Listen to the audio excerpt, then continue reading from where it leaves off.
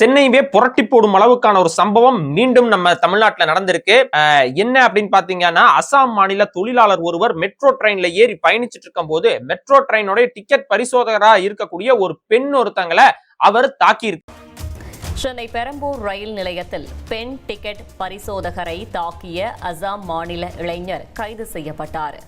பெரம்பூர் ரயில் நிலையத்தில் பணியாற்றிக் கொண்டிருந்த பெண் டிக்கெட் பரிசோதகர் சாரதா ஒருவரிடம் டிக்கெட்டை கேட்டுள்ளார். டிக்கெட்டை காட்டாத அவர் தகராறில் ஈடுபட்டு பெண் டிக்கெட் பரிசோதகரை தாக்கியுள்ளார். இதனையடுத்து அசாம் மாநிலத்தைச் சேர்ந்த ரகுமான் என்ற 27 வயது இளைஞர் கைது செய்யப்பட்டார்.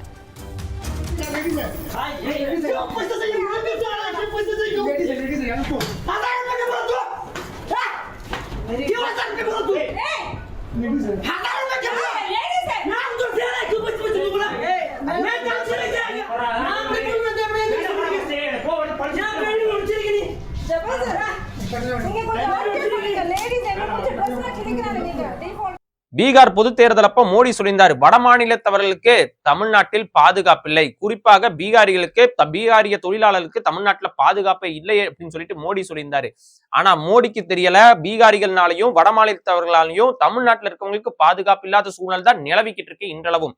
மிகச்சரியா சொல்ல போனா 3 மாசத்துக்கு முன்னாடி காவல்துறைக்கும் வட மாநில தொழிலாளர்களுக்கும் ஒரு பெரிய ஒரு மோதல் ஒண்ணு சென்னையை அருகாமையில் இருந்த அந்த மாவட்டத்துல நடந்துச்சு.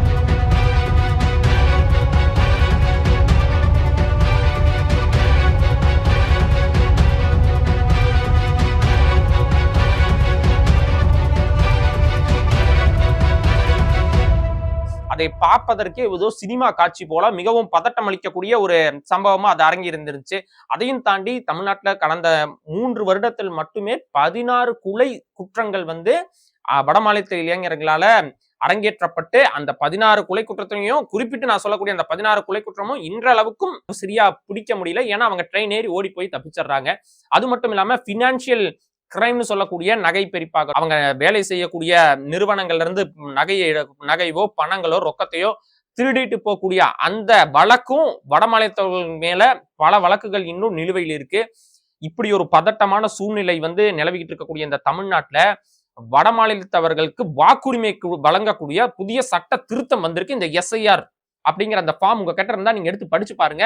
அதுல இருக்கக்கூடிய 13வது ஷரத் என்ன சொல்லுது அப்படின்னா, 2025 புதிய வாக்காளர் விநியோகிக்கப்பட்ட அந்த வாக்காளர் பட்டியல், பீகார்ல வெளியிட்ட அந்த வாக்காளர் பட்டியல்ல அந்த பேர் பீகார்காரங்களோட பேர் இருந்துச்சு அப்படின்னா, வரக்கூடிய அவங்க தமிழ்நாட்டுல குடிபெயர்ந்துட்டாங்க, டெம்பரவரி அட்ரஸ் வச்சிருக்காங்க அப்படின்னா, அந்த டெம்பரவரி அட்ரஸையும் அவங்களோட ஆதார் கார்டையும் அந்த பீகார்ல இருந்து அந்த எஸ்ஐஆர் ஃபார்ம்ல அவங்களுடைய அந்த நம்பரையும் காட்டி வரக்கூடிய 2026 தமிழ்நாட்டில் நடக்கக்கூடிய சட்டமன்ற தேர்தலில் அவங்க வாக்கு செலுத்த முடியும் அப்படிங்கிற ஒரு நிலைமை இப்ப இருக்கு. கொஞ்சம் கற்பனை பண்ணி பாருங்க. தமிழ்நாட்டுல இப்ப வரைக்கும் வட மாநிலத்தவர்களுக்கு வாக்குரிமையே இல்லாத போது அவங்க இப்படி ஒரு அராஜகமான ஒரு போக்கை கையாண்டுட்டு இருக்கும் போது, இந்த மாதிரி வட மாநிலத்தவர்களுக்கு வாக்குரிமை கொடுத்தா அவர்கள் இன்னும் எந்த அளவுக்கு ஒரு அராஜகத்தை கையாளுவாங்க? தமிழ்நாட்டோட அரசியலை தீர்மானிக்கிறதுக்கு தமிழர்களால் தான் முடியும். தமிழர்களால் தான் சரியான அரசியலை தமிழ்நாட்டுல தீர்மானிக்க முடியும். இது நம்மளுடைய உரிமை சார்ந்த ஒரு இடமா இருக்கும் போது, இந்த இடத்துக்குள்ள பீகாரிகள் எதற்காக வாக்கு செலுத்தணும்னு விரும்புறாங்க? ஒருவேளை நான் சொல்றத ஒரு ஜோக்காவே எடுத்துக்கோங்க. ஒருவேளை நாளைக்கு ஒரு எம்எல்ஏ அதிகபட்ச மக்கள் பீகாரிகள் இருக்கக்கூடிய தொகுதியில டிஎம்கேவோ ஏடிஎம்கேவோ பிஜேபியோ ஒரு பீகார் கேண்டிடேட்டே போட்டுச்சு அப்படின்னா, அவர்களெல்லாம் நாளைக்கு அரசியல் கட்சிகள்ல இணைஞ்சு அவர்களோட அதிகாரத்தையும் அவரோட வலிமையையும் நாளைக்கு தமிழர்கள் மேல செலுத்த மாட்டாங்கங்கிற எந்த ஒரு நிச்சயம் இருக்கு? இப்ப வரைக்கும் அவர்கள் வேலம் பஞ்சம் புழைப்பதற்கு பாவ ஏதலிகளா அவங்க நாட்டை விட்டு நம்ம நாட்டுக்கு வந்திருக்காங்க. அவங்களெல்லாம் நீங்க இப்படி பேசக்கூடாதுன்னு சொல்லி பலரும் என்னை போன்ற தமிழ் தேசியவாதிகள் கிட்ட பேசும்போது, இப்ப இந்த சம்பவத்தை இந்த மாதிரி இது போன்ற சம்பவங்கள் அரங்கேறும் போது நம்ம இதை எப்படி பார்க்க வேண்டியது இருக்கு? தமிழ்நாட்டில இருந்து பலரும் பீகார் மாதிரியான பல நார்த் இந்தியால போய் வேலை செய்வதற்கு பலரும் போயிருக்காங்க. அங்க போன தமிழர்கள் இந்த மாதிரிதான் அசம்பாவிதங்களையும் இந்த மாதிரிதான் கொலை குற்றங்களையும் சமூக விரோத செயல்களில் ஈடுபட்டு இருக்காங்களா? அது போன்ற செய்திகள் ஏதாவது நீங்க கேள்விப்பட்டீங்களா?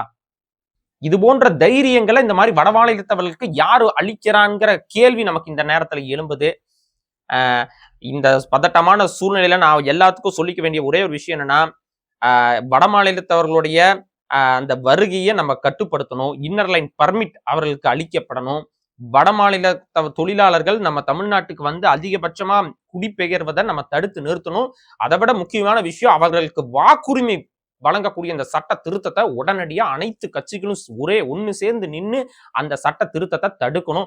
வரக்கூடிய டிசம்பர் 8ஆம் தேதியிலிருந்து நீங்க வேணா பாருங்க, அந்தந்த மாவட்ட ஆட்சியர் அலுவலகத்துல எத்தனை வடமாநிலத்தவர்கள், குறிப்பிட்டு பீகாரிகளோ, அசாம்காரனோ, நேபாளியோ, மத்த மாவட்டத்தில் இருக்க அத்தனை பேரும் வந்து அந்தந்த மாவட்ட ஆட்சியர் அலுவலகத்துல போய் நின்று தமிழ்நாட்டு தேர்தல் வாக்காளர் பட்டியல என் பேரை சேர்த்தணும்னு சொல்லி கேட்டு நிப்பாங்கன்னு பாருங்க.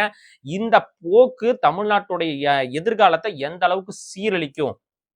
இந்த காணொலியை பார்க்கக்கூடிய பலரும் உள்வாங்கிக்கோங்க. ஒரு இந்திக்காரங்கையால் அடி வாங்குற நாள் வெகு விரைவில் இல்ல.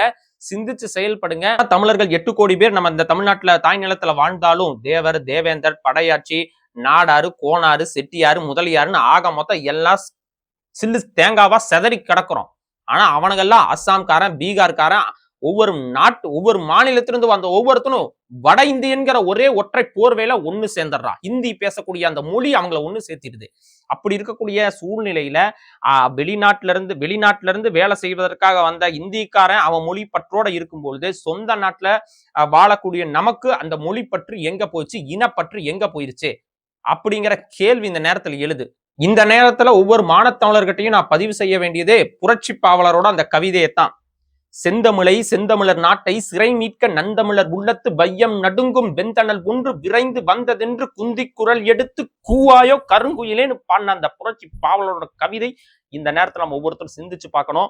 அதாவது ஒவ்வொருத்தர் நெஞ்சிலையும் அந்த தமிழ் இன உணர்வுங்கிறது வேகமா வரக்கூடிய ஒரு எரிகளுடைய வேகத்துல ஒவ்வொருத்தரோட நெஞ்சிலையும் வந்து விழுகணும் அப்படின்னு சொல்லி புரட்சி பாவலர் சொல்றாரு. அந்த வகையில ஒவ்வொருத்தருடைய நெஞ்சிலையும், ஒவ்வொரு பச்சை தமிழனுடைய நெஞ்சிலையும் தமிழ் இன மான உணர்வு வந்து விழுகணும்னு நான் கேட்டுக்கிறேன். நன்றி, வணக்கம்.